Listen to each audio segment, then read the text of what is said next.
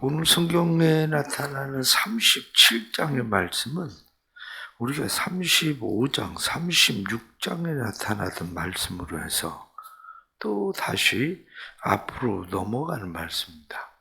그 앞에서 나왔을 때에 시드기야 왕에 대한 이야기가 쭉 이야기됐었습니다.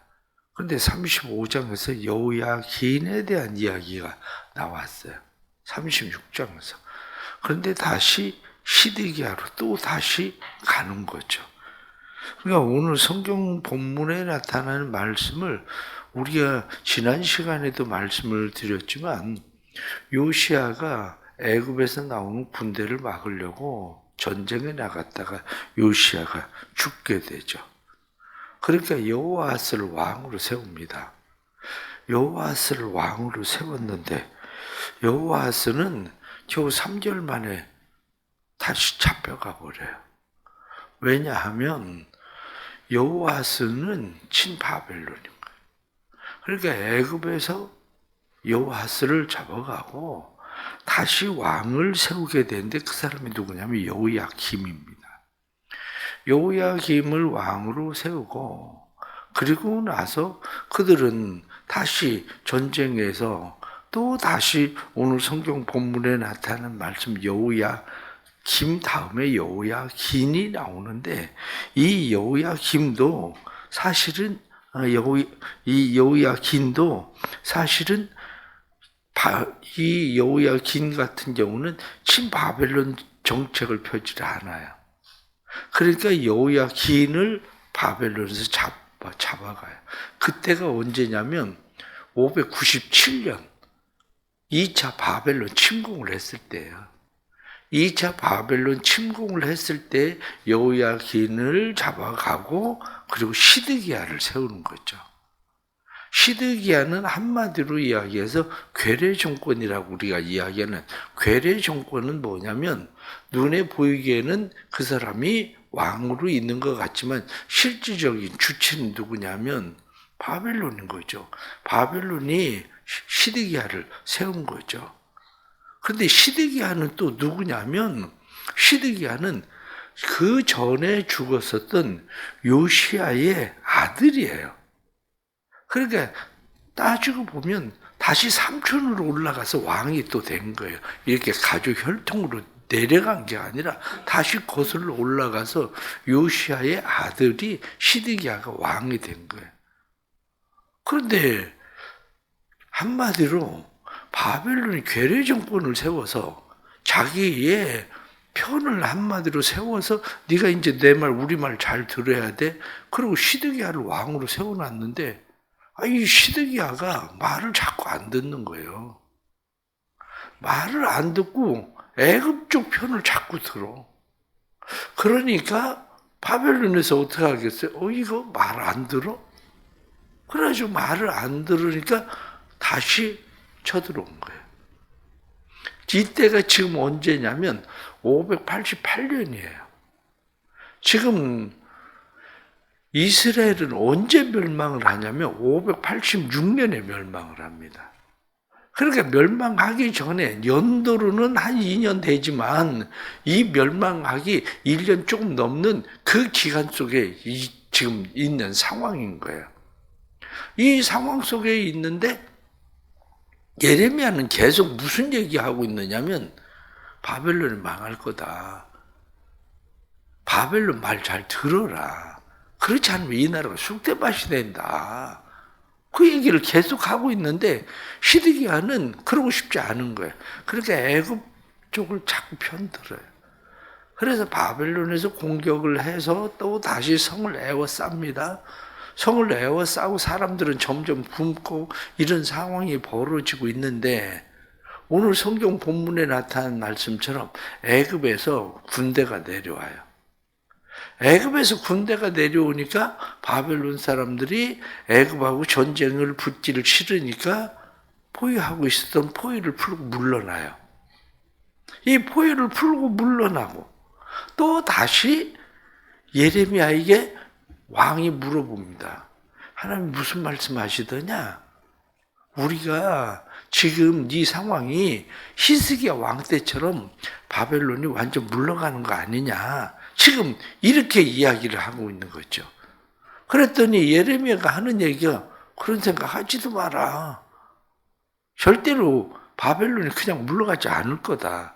이번에는 바벨론이 그냥 물러가는 것이 아니라 바벨론이 망할 거다. 그러니까 아예 바벨론에 항복해라. 이렇게 얘기를 하는 거예요. 예레미야가. 그러다가 예레미야는 어떻게 되느냐면 감옥에 갇혀버려요. 돌아다니고 있다가 여기 성경에 나타난 말씀 보니까 이 말씀 속에 예레미야를 누가 붙잡았냐면 13절 말씀에 보면 베냐민 문에 이른즉 하나냐의 손자여 셀레마의 아들인 이리야라 이름하는 문지기의 우두머리가 선지자 예레미야를 붙잡고 넌 바벨론에 항복하러 가는 거지. 그러니까 예레미야가 아니다, 나 바벨론에 항복하러 가는 거 아니다. 그러니까 데려다가 고관들한테 데리고 간 거예요. 이놈이 바벨론에 항복하러 도망가는 거 우리가 잡았다. 이렇게 얘기를 하는 거죠. 그러니까 이 고관들이 예레미야를 때려가지고 감옥에다 집어넣어 버리는 거예요. 감옥에다 집어넣었을 때에 또다시 왕이 와서 이야기를 합니다. 왕이 와서 하나님 무슨 말씀하시더냐 얘기 좀 해봐라. 그러고 이야기하니까 예레미야, 아니 내가 몇 번 얘기하지 않았냐. 계속 얘기했는데 당신 내 말 안 들으면서 당신 듣고 싶은 소리 듣고 싶어서 나한테 자꾸 얘기하는 거지. 망할 거다. 당신 포로로 잡혀갈 거다. 그리고 예레미야가 또다시 얘기를 하는 거예요. 그때 예레미야가 이야기를 합니다. 나를 왜 이 감옥에 가두는 거냐. 내가 뭐 잘못했다고 이 감옥에 가두는 거냐. 이러다 저 사람들이 다 죽이겠다. 그러니까 왕이 그를 데려다가 시대 뜰에 한마디로 감옥이라고는 하지만 지금 갇혀있는 감옥은 웅덩이 지하 감옥에 갇혀있는데 그를 꺼내다가 시대 뜰에 둔 가택연금이죠. 가택연금처럼 예레미야를 거기에 두고 매일같이 떡 하나씩 주어서 먹게 했다. 예레미야는 바벨론에 이스라엘이 멸망할 때까지 거기에 이제 머물게 되는 거죠. 그러니까 오늘 성경 본문에 나타난 말씀은 이건 역사적으로도 나오는 그런 이야기들입니다. 바벨론 연대기 토판에 보면 이 이야기가 그대로 나와요. 그뿐만이 아니라 라기스의 비문이라고 하는 그 비문에도 이 이야기들이 쭉 이런 이야기들이 나오죠. 그러니까 고고학적으로도 이거는 연대나 이런 모든 것들이 다 고고학적으로도 증명되어진 그런 이야기들입니다. 오늘 여기 성경 본문에 나타나는 이런 말씀들을 보면서 우리가 하나님이 우리에게 왜 이런 말씀들을 하고 계실까 하는 그런 거죠. 그 중에 가장 첫 번째 뭐냐면 시드기야의 마음 가운데는 예레미야에게 계속 물어요. 심지어는 3절 말씀을 보면 뭐라고 되어 있냐면 3절 하반절에 보면 청하건대 너는 우리를 위하여 우리 하나님 여호와께 기도하라. 이렇게 우리 하나님 여호와께 기도해라. 그렇게 이야기를 합니다. 무슨 기도를 해달라고 이야기를 하는 겁니까? 무슨 기도를? 그거야 당연히 상황이 지금 바벨론에 포위되어 있고 어려움을 당했으니까 우리 좀 여기서 놓아서 자유하게 해달라. 이 얘기, 이런 기도 해달라고 지금 이야기하는 거죠. 그런데 예레미야는 지금까지 계속 이야기하고 있는 게 무슨 이야기를 하고 있습니까? 계속 예레미야는 이야기하는 것이 바벨론을 그럼 항복해라. 왜 고집을 부리고 바벨론과 싸우겠다고 그렇게 하느냐. 애굽 의지해봐도 애굽 도움 안 된다. 애굽은 지금 잠깐 바벨론이 물러나는 것 같아도 애굽이 물러가고 바벨론이 망할 거다. 이렇게 이야기하는 거죠. 잠깐 보여지는 상황이 좋아진 거 아니다. 그렇습니다. 우리가 하나님 앞에 열심히 기도한다고 기도해요.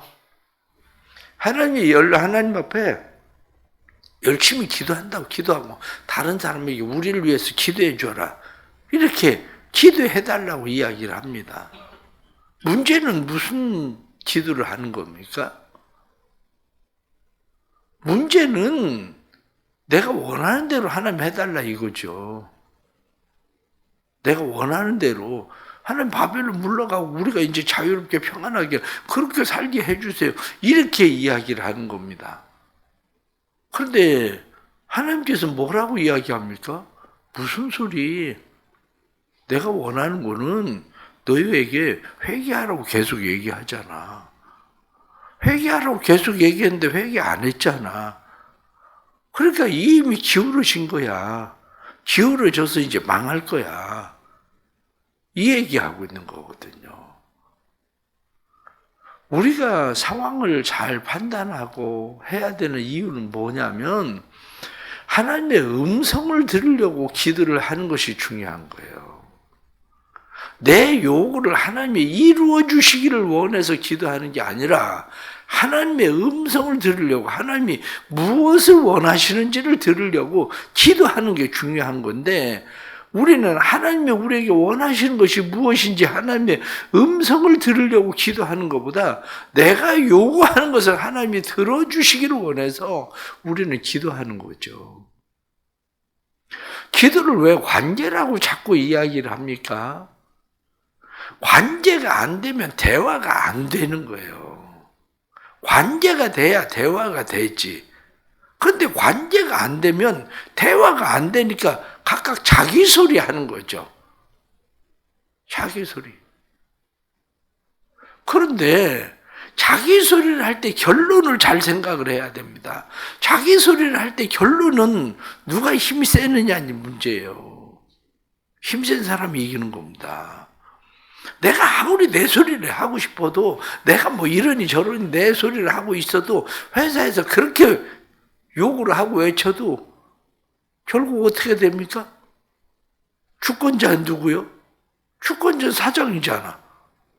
그럼 사장이 나가겠어요? 내가 나가겠어? 당연하지. 사장이 왜 나갑니까? 나를 내쫓지. 내가 나가지. 사람들은 그걸 모르는 거예요. 그거를. 계속해서 말씀을 드리지만 절대 하나님을 이길 방법도 없고 하나님을 이길 수도 없고 하나님이 그냥 우리에게 저 주는 것 뿐이지. 왜? 사랑하니까 저 주는 것 뿐이지.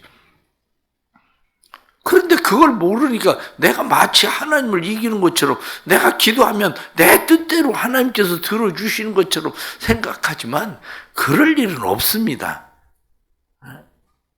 하나님이 나를 사랑해서 줘 주시는 거지 내가 기도한다고 해서 내 뜻대로 되는 일이 아닙니다. 그게. 그렇다면 하나님이 요구하시는 게 무엇인지 하나님의 음성을 들을 수 있어야 돼요. 하나님의 음성을. 세상에서는 어떻습니까? 누가 그런 얘기 하더라고요. 옛날에 저희 교회 나오시던 집사님이 하는 얘기가 자기 회사 사장은 여러 가지 제품이 있는데 새로 나온 신제품이 있대요. 그 신제품을 올해는 신제품을 팔으라고 얘기를 한대요. 그 신제품을 팔으라고. 그러면 내가 대리점에 점장이면 내가 무엇을 팔으려고 힘써야 됩니까? 새로 개발한 신제품을 홍보하고 팔려고 애를 써야지. 그런데 새로 개발한 신제품을 파는 게 아니라 직원들을 보면 그렇게 얘기를 해도 옛날 오래된 선풍기를 그렇게 열심히 팔아댄다는 거예요. 아니 옛날 만들어 놓은 선풍기를 팔아내는 게 아니라 그러니까 쫓겨난다는 거예요. 자기는 열심히 해서 선풍기 많이 팔았는데 왜 나보고 나가라고 그러냐. 당연히 나가야지. 신제품을 팔으려니까 왜 옛날 선풍기를 자꾸 파냐고. 우리의 삶이 그런 거예요. 하나님께서 우리에게 원하시는 게 뭔지 그거를 이해하지 못하면 내가 하나님을 이기는 것 같아도 절대 하나님을 이길 방법이 없습니다. 그것이 지금 시드기야 왕이 지금 하고 있는 게 계속 하나님에게 물어봐라. 하나님은 뭐라고 그러더냐. 하나님께 기도해 줘라. 이렇게 이야기는 하는데 자기는 하나님의 말을 들을 생각은 안 해요. 우리 신앙생활의 형태가 이런 거예요.